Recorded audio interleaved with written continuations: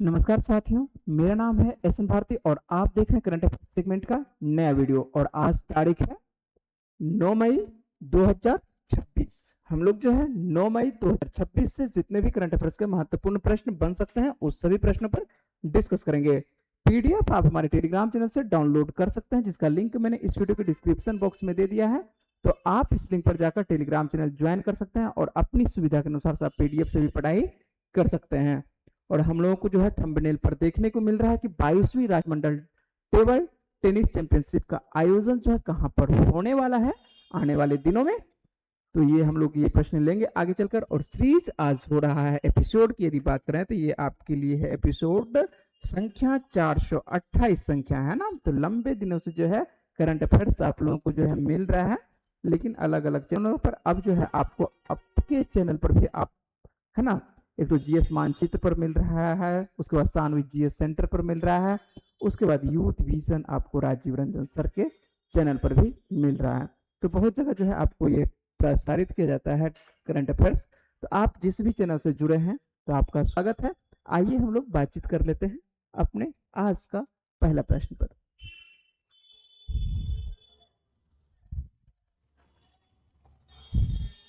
और पहला प्रश्न आपके स्क्रीनिंग के सामने में ये रहा और साथ साथ जो है आप लोग बनाने का प्रयास करेंगे। यदि आपसे प्रश्न तैयार होता है तो आप लोग साथ साथ बनाने का प्रयास करिएगा, है ना। लेते हैं आज का पहला प्रश्न। ठीक है, किसी प्रकार का कोई परेशानी नहीं होनी चाहिए। आवाज आपके लिए एक बार चेक कर दें कि आवाज सही है। बिल्कुल आवाज सही है ना। चलिए, आवाज बिल्कुल ठीक है। चलते हैं, आते हैं आज का पहला प्रश्न। आपके स्क्रीनिंग के पे रहा ये कि निम्न में से कौन भारत की पहली स्पेस टेक यूनिकॉर्न कंपनी बन गई है ना। तो आसान सा प्रश्न है। और यदि आसान सा ये प्रश्न आपको देखने को मिल रहा है कि निम्न में से कौन भारत की पहली आपको यूनिकॉर्न कंपनी ये बन गई है, तो यूनिकॉर्न जो कंपनी आपको बनते हुए दिखाई पड़ रही है ये कौन सी, तो स्काई आपको, तो स्काई रूट आपको क्या है, स्काई रूट आपको एरोस्पेस कंपनी है ना। तो स्काई रूट आपको एरोस्पेस कंपनी ये जो आपको देखने को मिलती है ना। तो यही आपको बन रही है भारत की पहली स्पेसटेक यूनिकॉर्न कंपनी। तो आंसर इसका होता हुआ दिखाई पड़ रहा है, डी नंबर आंसर दिखाई पड़ रहा है ना। इसके बारे में थोड़ा सा बातचीत कर लेते हैं, ये है क्या और क्या क्या ये कंपनी कर रही है ना, और क्यों जो है ये आपके लिए चर्चा का विषय बना हुआ है। तो 7 मई यहाँ पर जो है देख लेते हैं, ये आपको 7 मई 2026 को हैदराबाद स्थित स्काई रूट एरोस्पेस भारत की पहली स्पेसटेक यूनिकॉर्न ये कंपनी बन गई है। ये तो आप समझ ही चुके होंगे। और उसके बाद कंपनी नए फंडिंग राउंड में लगभग $60 मिलियन जुटाकर जो है $1.1 बिलियन का मूल्यांकन हासिल किया है। और यह स्टार्टअप निजी तौर पर क्या है, ये निजी तौर पर जो है विकसित रॉकेट विक्रम-1, और विक्रम-1 के बारे में आपको बताए थे। विक्रम-1 को जो है ये लॉन्च करने की तैयारी कर रहा है। तो विक्रम को लॉन्च करने की, विक्रम-1 को जो है लॉन्च करने की तैयारी कौन कर रहा है, स्पेसटेक यूनिकॉर्न के द्वारा। तो ये आप लोगों के लिए महत्वपूर्ण प्रश्न है और अच्छे से इस प्रश्न को कवर रखिएगा। अगला प्रश्न है, निम्न में से किसने आपदा प्रबंधन और जन सुरक्षा को जो है बढ़ावा देने के लिए मई 2026 में भारत की स्वदेशी सेल ब्रॉडकास्ट आपको सिस्टम को जो है ये लॉन्च किया है ना। ये आप ध्यान देखें तो आपको ब्रॉडकास्ट आपको सिस्टम को जो है लॉन्च किया है, किसके द्वारा ये लॉन्च किया गया है, और ये लॉन्चिंग जो किया गया है किसके द्वारा, तो ज्योतिरादित्य सिंधिया के द्वारा। आप कहीं निकल रहे हैं, चलिए, ज्योतिरादित्य सिंधिया के द्वारा है ना। तो ये ध्यान रखेंगे। निम्न में से जो है किसने आपदा प्रबंधन और जन सुरक्षा को बढ़ावा देने के लिए मई 2026 में भारत की स्वदेशी सेल ब्रॉडकास्ट सिस्टम को जो लॉन्च किया है, ये किनके द्वारा, तो ज्योतिरादित्य सिंधिया। ये समझ रहे होंगे, ये मध्य प्रदेश के सांसद है, मध्य प्रदेश राज्य के अंतर्गत आता है ना, मध्य प्रदेश राज्य से ये आते हैं। मई 2026 में केंद्रीय ये संचार मंत्री, वर्तमान में क्या है ये आप याद रखेंगे, ये संचार मंत्री हैं। तो केंद्रीय संचार मंत्री जिनका नाम है ज्योतिरादित्य सिंधिया, और भारत की स्वदेशी सेल ब्रॉडकास्ट आपको सिस्टम को इनके द्वारा जो है लॉन्च किया गया था। ये याद रखेंगे क्या है, यह भारत की स्वदेशी सेल ब्रॉडकास्ट है ना, ये याद रखेंगे। और यह तकनीक जो है दूरसंचार विभाग के तहत सी.डॉट द्वारा राष्ट्रीय आपदा प्रबंधन प्राधिकरण और गृह मंत्रालय के सहयोग से जो है इसको विकसित की गई है, जो सीधे मोबाइल पर जो है वास्तविक समय में आपदा अलर्ट जो है भेजती है। तो आपके मोबाइल पर भी कभी आता होगा आपदा, बस जो मान के चलिए किसी प्रकार का जो है, अभी कम से कम तो मौसम सूचनाएं आ रही है ना, कि मौसम की सूचनाएं बारिश होने वाली है या नहीं होने वाली है। आने वाले दिनों में जो है मोबाइल पर जो है वास्तविक समय में जो है आपदा अलर्ट भी भेजता हुआ दिखाई पड़ेगा। और ये जो है आपको देखने को भारत के द्वारा ये स्वदेशी सेल ब्रॉडकास्ट जो है सिस्टम को जो है लॉन्च किया गया है ना। तो ये याद रखेंगे किनके द्वारा लॉन्च किया गया है, तो दूरसंचार मंत्री जो वर्तमान में है केंद्रीय आपको मंत्री, खास करके आपको संचार मंत्री है ना, दूरसंचार में यहाँ पर देखेंगे संचार मंत्री, तो ये आपको देखने को दूरसंचार कह सकते हैं, संचार मंत्री कह सकते हैं, बिल्कुल। संचार मंत्री कौन है, तो ये आपको ज्योतिरादित्य सिंधिया है। कुछ भी कर सकते हैं, कोई दिक्कत नहीं है, ऐसा नहीं है कि। चलिए आगे लेते हैं अगला प्रश्न जो आपके सामने में है, तीसरा नंबर का, निम्न में से किस स्थान पर 22वीं राष्ट्रमंडल टेबल टेनिस चैंपियनशिप का जो है आयोजन ये किया जाएगा। आसान सा प्रश्न है, और आसान सा प्रश्न भी आपको जो है दिक्कत का सामना उस वक्त हो जाती है जब आप इसको समझे नहीं रहते हैं या आपको याद नहीं रहता है। तो 22वीं राष्ट्रमंडल टेबल टेनिस, और टेबल टेनिस आपको देखने को मिलता है, टेनिस जो है दो तरह, एक लॉन टेनिस होता है, एक टेबल टेनिस होता है। और टेबल टेनिस चैंपियनशिप का आयोजन जो है ये कहां पर होने वाला है, अपने भारत में, और भारत के किस शहर में होने वाला है, तो ये आपको भारत के नई दिल्ली शहर में होने वाला है।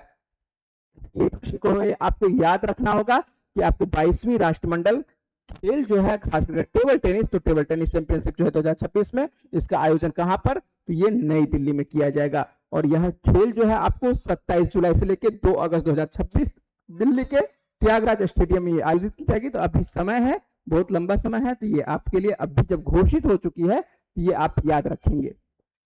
नेक्स्ट प्रश्न आपके सामने में है, निम्न में से किसने स्वास्थ्य प्रणालियों का जो है एकीकरण के लिए स्वस्थ भारत पोर्टल लॉन्च किया है। तो ये जो है पोर्टल लॉन्च किया गया है, भारत आपको स्वस्थ भारत कह सकते हैं कि स्वस्थ भारत पोर्टल है ना। यदि बात करें कि इसका नाम क्या है, तो ये नाम आपको जो देखने को मिल रहा है ये क्या है, ये आपको स्वस्थ भारत पोर्टल है ना। तो ये स्वस्थ भारत पोर्टल आप याद रखेंगे कि स्वस्थ भारत पोर्टल है। और स्वस्थ भारत पोर्टल जो है ये किन के द्वारा स्टार्ट किया गया है, ये जो स्टार्ट किया गया है जगत प्रकाश नड्डा, जिसको कि हम लोग जेपी नड्डा के नाम से जानते हैं। तो यह है कौन, तो जेपी नड्डा के द्वारा। आज का सेगमेंट में जो है प्रश्न आसान आसान है ना, तो ज्यादा महत्व ये नहीं कह सकते कि ज्यादा टफ प्रश्न है, आसान आसान है कि पोर्टल है, कोई खेल का आयोजन है, कोई आपको किसी न किसी का आयोजन पूछ रहा है। तो भारत के केंद्रीय स्वास्थ्य एवं परिवार कल्याण मंत्री वर्तमान में कौन है, तो ये आपको जेपी नड्डा ही है ना, परिवार कल्याण मंत्री। और इनके द्वारा ही आपको देखने को मिलता है कि स्वास्थ्य प्रणालियों को एकीकृत करने के लिए स्वस्थ भारत पोर्टल, कौन सा पोर्टल है, तो ये आपको स्वस्थ पोर्टल जो लॉन्च किया गया है, स्वस्थ भारत पोर्टल। तो स्वस्थ भारत पोर्टल को लॉन्च किया गया है किनके द्वारा, तो जेपी नड्डा के द्वारा लॉन्च किया गया है। अगला प्रश्न है, आसान सा प्रश्न है, उसको भी हम लोग कवर कर लेते हैं। भारत ने जो है निम्न में से जो है किसके साथ मिलकर लगभग 169 करोड़ रुपए की जो है आपको इलेक्ट्रिक व्हीकल बैटरी जो है रिसाइकलिंग पहल शुरू की है। तो ये ध्यान रखने की बात है आपको कि आपको भारत जो है निम्न में से पूछ रहा है कि ये 4 ऑप्शन में से किसके साथ मिलकर जो है लगभग 169 करोड़ रुपए की जो है इलेक्ट्रिकल व्हीकल बैटरी जो है रिसाइकलिंग करने की शुरुआत की है। यह किसके साथ, तो भारत जो है यूरोपियन यूनियन के साथ है ना। तो यूरोपियन यूनियन के साथ ये शुरुआत किया गया है। तो ये यूरोपियन यूनियन आप याद रखेंगे, अच्छे से इस प्रश्न को भी याद रखेंगे। चलते हैं पहले इसी प्रश्न पर थोड़ा सा जो फैक्ट है, चलिए फैक्ट है नहीं, उसी बातों को जो है यहाँ पर दोहराया गया है कि आपको भारत ने जो है यूरोपीय संघ के साथ मिलकर 169 करोड़ रुपये या मिलियन में आपको 15.2 मिलियन यूरो के बारे में दोनों लिखा है, रुपया और यूरो की इलेक्ट्रिक आपको व्हीकल बैटरी रिसाइकलिंग की पहल क्या क्या है, पहल की ये शुरुआत की है। तो रिसाइकलिंग भी जरूरी है, जब भी कुछ बनाते हैं तो उसका रिसाइकल भी करना जरूरी हो जाता है। अगला प्रश्न है जो आपके लिए है, निम्न में से किस भारतीय को है ना हाल ही में कैम्ब्रिज डेडिकेटेड टीचर अवार्ड्स 2026 का जो है दक्षिण एशिया क्षेत्रीय खिताब जो है प्रदान किया गया है। तो दक्षिण एशिया क्षेत्रीय खिताब जो प्रदान किया गया है ये किनको प्रदान किया गया है, ये प्रदान किया गया है शोमा मंडल को प्रदान किया गया। किनको प्रदान किया गया है, सोमा मंडल को प्रदान किया गया है। तो अच्छे से इस प्रश्न को भी कवर रखेंगे कि किनको प्रदान किया गया, तो सोमा मंडल को। और सोमा मंडल के बारे में थोड़ा सा संक्षेप में हम लोग बात कर लेते हैं कि सोमा मंडल जो देखने को मिलती है ये कहाँ की प्रोफेसर है, क्या है। तो दिल्ली के आपको जीडी गोयनका आपको public school, GD Goenka public school आपको बहुत जगह इसका ब्रांच देखने को मिल जाता है, लेकिन ये कहाँ की, दिल्ली की। तो दिल्ली की आपको जीडी पब्लिक जो आपको खासकर गोयनका पब्लिक स्कूल है, इनकी आपको ये विज्ञान की शिक्षिका है। यहाँ आपको किसकी है, तो ये विज्ञान की ही है। और विज्ञान की शिक्षिका, इनका नाम क्या है, सोमा मंडल। ये जो आप तस्वीर देखने को मिल रहा है, तो ये तस्वीर जो है ये आपको सोमा मंडल की तस्वीर है। तो सोमा मंडल की तस्वीर, और ये कहाँ की आपको शिक्षिका है, तो ये शिक्षिका आपको समझ में आ चुका होगा कि आपको कहाँ की, दिल्ली की। और दिल्ली के किस स्कूल का, तो आपको जीडी गोयनका का। और इनको हाल ही में जो है कैम्ब्रिज डेडिकेटेड टीचर, तो आपको कैम्ब्रिज डेडिकेटेड टीचर अवार्ड 2026 का जो है दक्षिण एशियाई क्षेत्रीय खिताब से जो है प्रदान किया गया है। तो याद रखेंगे, सोमा मंडल को भी याद रखने की आवश्यकता है यदि आपसे प्रश्न पूछा जाता है। और इस तरह सबका प्रश्न जो है कठिन के अंतर्गत आ जाता है जब परीक्षा में आपको देता है, क्योंकि इस तरह का प्रश्न आपको किताबों में ज्यादा देखने को नहीं मिलता है ना। कोई भी किताब यदि लेते हैं मार्केट से, तो वो ज्यादा इन लोगों को तवज्जो नहीं देता है, कवर नहीं करता है। तो इस वजह से जो है आप लोगों से यदि पूछता है तो याद रखेंगे। अगला प्रश्न है, स्वास्थ्य और परिवार कल्याण मंत्रालय ने जो है ना, तो जेपी नड्डा के द्वारा ही आएगा। एक बार नाम बता चुके हैं, लेकिन एक बार फिर से प्रश्न है कि स्वास्थ्य और परिवार कल्याण मंत्रालय ने जो है भारत में मातृ एवं शिशु स्वास्थ्य सेवाओं को जो है मजबूत करने के लिए कौन सा प्लेटफॉर्म जो है लॉन्च किया है। एक प्लेटफॉर्म लॉन्च किया गया है यहाँ पर मातृ और शिशु दोनों से, माओ के लिए भी और बच्चों के लिए, जो छोटे बच्चे नवजात बच्चे होंगे उनके लिए स्वास्थ्य सेवाओं को जो मजबूत करने के लिए कौन सा प्लेटफॉर्म पूछ रहा है कि कौन सा प्लेटफॉर्म लॉन्च किया गया। और इस तरह का प्रश्न जो है आपको रेलवे में जो है बहुत ज्यादा पूछा जाता है ना, कि कौन सा प्लेटफॉर्म है, किस मंत्रालय के द्वारा लॉन्च किया गया, ये सब प्रश्न। और यह जो है लॉन्च किया गया किनके द्वारा, तो ये नाम आपको देखने को मिलेगा मिलता जुलता, सभी मिलता जुलता देखने को मिल रहा है, मात्र से भी मिलता जुलता सभी देखने को मिल रहा है। लेकिन यह आंसर क्या होगा, जननी डिजिटल प्लेटफॉर्म। क्या नाम होगा, तो ये जननी डिजिटल प्लेटफॉर्म। इसका ऑप्शन देखिए कैसा है, मात्र शक्ति, मां से मिलता जुलता, बच्चों के लिए, पोषण के लिए, तो लगेगा कि पोषण भी हो सकता है, होगा। संजीवनी, आप समझ रहे हैं कि जीवन देने वाली माँ, और बच्चों के लिए माँ जो है संजीवनी का काम करती है, तो ये भी हो सकता है, लगेगा आपको। और जो बच्चे के लिए जो माँ जन्म दे, यहाँ पर जो है बच्चे जो है आपको जननी कहा जाता है, कि इनको माँ को जो जन्म देती है तो जननी, तो इसी से मिलता जुलता है। लेकिन आंसर यही होगा, जननी डिजिटल प्लेटफॉर्म। समझ रहे हैं बात को, ये सब प्रश्न जो है आपको परेशान करता है। चलिए कुंदन जी नमस्कार कुंदन जी, ठीक है, चलिए आ जाते हैं, ठीक है। आप पूछ रहे हैं क्लास के बारे में, तो आपको अभी जस्ट आपको इन्फॉर्मेशन मिल गई। चलिए अभी देखिए लाइव क्लास है मेरी, है ना। मेरी क्लास जो है आपको कभी भी, बहुत कम ही ऐसा होता है कि जो एब्सेंस होती है, नहीं तो लगातार आपको कंटिन्यू होती है। मेरी क्लास कल भी होगी, ठीक है। यहाँ पर आते हैं, यहाँ पर बातचीत कर लेते हैं। और स्वास्थ्य परिवार कल्याण मंत्रालय, जेपी नड्डा के बारे में भी बातचीत किए थे। और यहाँ पर लिखा हुआ है कि परिवार कल्याण मंत्रालय ने जो है भारत में मातृ एवं शिशु स्वास्थ्य सेवाओं को जो है मजबूत करने के लिए जो है जननी नामक जो है एक डिजिटल प्लेटफॉर्म जो है ये क्या किया गया है, लॉन्च किया गया है। तो ये याद रखेंगे, खास करके जो है कौन से नाम है आपको, ये जननी से, है ना, जननी। और जननी का यदि बात करें, ये जननी तो रखा गया है, लेकिन जननी का भी फुल फॉर्म है। और जननी का फुल फॉर्म क्या है, जर्नी ऑफ, आपको देखने को मिल रहा है एंटेनल देखने को मिल रहा है ना। तो यहाँ पर आपको छोड़ देते हैं, ये जरूरत नहीं है आपके लिए, है ना। जरूरी नहीं है कि आपको इसके लिए, आपको आवश्यकता नहीं है, इसका फुल फॉर्म नहीं पूछेगा, लेकिन हम आपको दे दिए हैं। यदि आपको कोई आवश्यकता होगा तो आप यहाँ से पीडीएफ जो है पढ़ सकते हैं। यदि नहीं पढ़ने की आवश्यकता है तो कोई जरूरत नहीं है। लेकिन जननी से, जननी का फुल फॉर्म लिखा हुआ है, तो जननी का भी फुल फॉर्म आपको पूछा जाता है, ठीक है। तो आवश्यकता नहीं, आप लोगों को ऐसा नहीं कि आवश्यकता है। क्या मैसेज कर रहे हैं आप, और क्या लिखे हैं। चलिए इतना जो आप मैसेज लिखे हैं उतना आवश्यकता नहीं है। जो आप भाषा लिखे हैं, चलिए उस भाषा का उतना आवश्यकता नहीं है, ठीक है। हम लोग जो है थोड़ा सा चल देंगे, ठीक है। साथ साथ और परेशान होने की आवश्यकता भी नहीं है। और क्लास जो जहाँ पर आप पढ़ते हैं तो वहाँ पे भी क्लास होगी, ठीक है।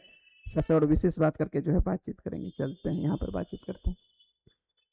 अगला प्रश्न आपके सामने में कि निम्न में से जो है किस स्थान पर जो है पहले अंतरराष्ट्रीय बिग कैट अलायंस, और बिग कैट अलायंस के बारे में बहुतों बार बता चुके हैं कि बिग कैट अलायंस होती क्या है, नहीं होती है, उसके बारे में बात कर चुके हैं। और इसका जो है शुरुआत से सम्मेलन के बारे में आपको दे रहे हैं कि अलायंस शिखर सम्मेलन 2026 का जो है आयोजन किया जाएगा।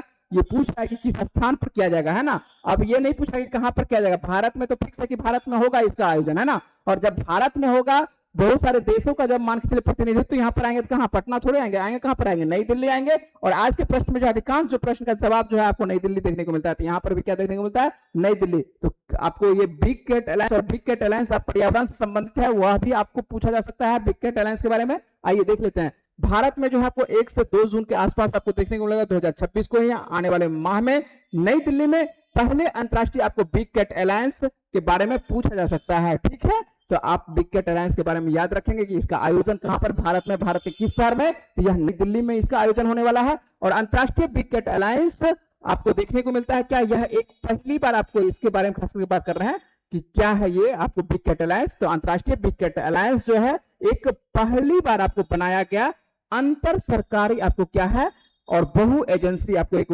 गठबंधन है ना, कह सकते हैं कि ऐसा नहीं कि कोई महत्वपूर्ण सरकारी गठबंधन है या सरकारी कार्य कर रही है। ये ऐसे पर्यावरण के उद्देश्य से जो है बनाया गया कि जिसका उद्देश्य क्या है कि दुनिया की जो बड़ी बिल्ली प्रजाति है उसका संरक्षण करना। तो कोई सरकारी ये कार्य नहीं है, ये पर्यावरण के उद्देश्य से जो है ये तैयार किया गया है कि समाज में जो है और पृथ्वी पर कह सकते हैं कि सभी जीवों का जो है अधिकार है। ऐसा नहीं कि केवल मनुष्य का ही अधिकार है पृथ्वी पर और सभी जीवों का अधिकार नहीं है। तो सभी जीव जो है पृथ्वी पर जो है सामान्य रूप से जो है अधिकार रखते हैं, और उसी उद्देश्य से इसका संरक्षण भी आवश्यक है ना। ऐसा नहीं कि ये जो है अब इसके क्षेत्र में जाएगा तो स्वाभाविक बात है कि ये लोग हमको मार के, अपने लोगों को मार के खा जाएगा, लेकिन अब ऐसा नहीं कि इसको पूरी तरह से हटा दिया जाए पृथ्वी पर से, ठीक है। इसका भी संरक्षण आवश्यक है। और जो सरकार होती है, सरकार किसी भी देश का हो, अपने देश का हो या दूसरे देश का हो या कहीं का भी हो, है ना, सरकार का कर्तव्य बनता है कि वो सबों की रक्षा करना, मानव का भी रक्षा करना, जो पशु पक्षी जो भी हैं सभी की रक्षा करना। और उसी के अंतर्गत जो है ये आपको इंटरनेशनल आपको बिग कैट अलायंस होने वाला है। कहां पर, दिल्ली में होने वाला है। तो पहली बार होने वाला है, तो ये भारत में होने वाला है, तो ये याद रखेंगे। और 7 इसके अंतर्गत जो 7 बिल्ली प्रजाति की है, ठीक है, और 7 बड़ी बिल्ली प्रजाति का जो बिग कैट अलायंस लिखा हुआ है, तो 7 आता है। 7 जीव ये कौन कौन से आपको इसमें आते हैं, आइए सभी के बारे में बात लेते हैं। आप टाइगर के बारे में सुने होंगे, टाइगर जो आपको देखने को मिलता है, तो ये जो बाघ आपको देखने को मिलता है, तो सबसे पहले आपको यहाँ पर टाइगर, ठीक है। उसके बाद यदि बात करें कि आपको लायन, शेर जिसको बोल रहे हैं, तो शेर आप समझ ही रहे हैं। यहाँ पर यदि बात करें कि यहाँ पर जो है शेर का इमेज कहाँ है, यहाँ पर आपको देखने को मिल रहा है, ये आपको लायन हो चुका है। तेंदुआ यदि बात करें, लियोपार्ड की बात करें, तो आपको यहाँ पर देखने को मिल रहा है ये तेंदुआ की तस्वीर। और तेंदुआ में 2 तेंदुआ, एक तेंदुआ एक उसके बाद हिम तेंदुआ, है ना। ये जो आपको देखने को मिल रहा है, ये हिम तेंदुआ आपको थोड़ा सा व्हाइट टाइप का होता है, और उसमें जो है चितकबरा टाइप का आपको काला काला काला देखने को मिलता है। ये आपको ये हो गया तेंदुआ, है ना। दोनों तेंदुआ आपको, एक जो जंगलों में रहता है, एक रहता है आपको बर्फ में तेंदुआ रहता है। उसके बाद बात करें कि चीता, और चीता देखते हैं भारत में जो है दूसरे देशों से लाया गया है। चीता को हम लोगों के भारत में खत्म हो चुका था, तो दूसरे देशों से हम लोग लिए हैं, तो यहाँ पर आपको देखने को मिलता है, चीता देखने को मिलता है। और चीता से बहुत ज्यादा प्रश्न पूछा जाता है और आप लोगों को करवाते रहते हैं बार बार।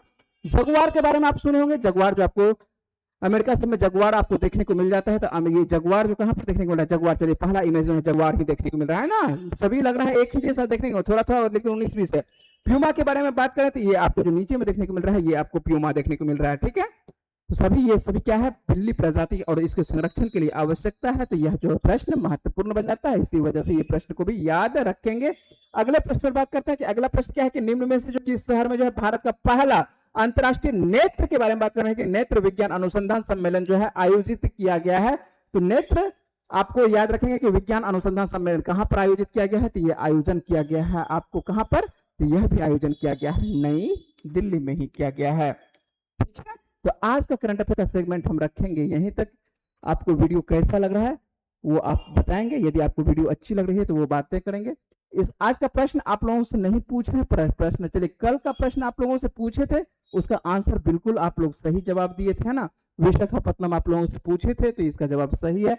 वैसे आप ये जो है स्लाइड जो है आज इसमें प्रश्न डालना थोड़ा सा दिक्कत हो गया, तो लाइट कट गया था, इस वजह से जो है प्रश्न आप लोगों को यहाँ पर डाला नहीं गया है ना। तो वैसे ये पिछला ही प्रश्न था, ये डेनमार्क का, आपको ये पता है कि आपको थॉमस कप किसके द्वारा जीता गया, थॉमस कप चीन के द्वारा जीता गया। जबकि उबेर कप यदि बात करें कि आपको उबेर कप किसके द्वारा जीता गया, तो उबेर जो है कि जीता गया आपको दक्षिण कोरिया के द्वारा जीता गया। इस प्रश्न का भी जवाब हम आपको बता देते हैं, इस प्रश्न का भी जवाब बता देते हैं। 18वां रेलवे जोन आपको बता चुके हैं कि 18वां रेलवे जोन अब क्यों आया है करंट अफेयर्स में, क्योंकि अब जो है भारतीय गजट में जो है इसको प्रकाशित कर दिया गया है। तो इसका जो मुख्यालय रखा गया है, ये कहां पर रखा गया है, विशाखापत्तनम में रखा गया है। तो प्रश्न आज आपसे नहीं पूछ रहे हैं, कल के वीडियो में आपसे प्रश्न पूछेंगे। हो सकता है तो आपको एक सप्ताह का जो जितने हम लोग करंट अफेयर्स इधर एक सप्ताह में बनाए हैं सभी करंट अफेयर्स को, हो सकता है कि यदि कल मेरे पास समय रहा तो आपको सभी करंट अफेयर्स एक साथ करवा देंगे। लगभग आपको 45 मिनट में शॉर्ट में बात करेंगे और पूरी तरह से जो है एक सप्ताह का भी करंट अफेयर्स आपको तैयार कर देंगे। इससे क्या होगा कि आप जो भूल चुके हैं, हो सकता है कि बार बार आपको रिवीजन करने की आवश्यकता है, तो आप शॉर्ट में जो है एक सप्ताह का भी करंट अफेयर्स तुरंत जो है पढ़ सकते हैं। ठीक है, तो आज का करंट अफेयर्स हम रखेंगे यहीं तक। वीडियो यदि आपको अच्छी लग रही है तो वीडियो को लाइक भी करना है और अपने दोस्तों को भी जोड़ने की कोशिश करना है। यदि आप अपने अड़ोसी पड़ोसी थोड़ा सा है ना चैनल को जो है प्रमोट करने का कोशिश कीजिएगा, आपसे थोड़ा सा रिक्वेस्ट है। मिलते हैं आप लोगों से नेक्स्ट वीडियो में। Okay bye.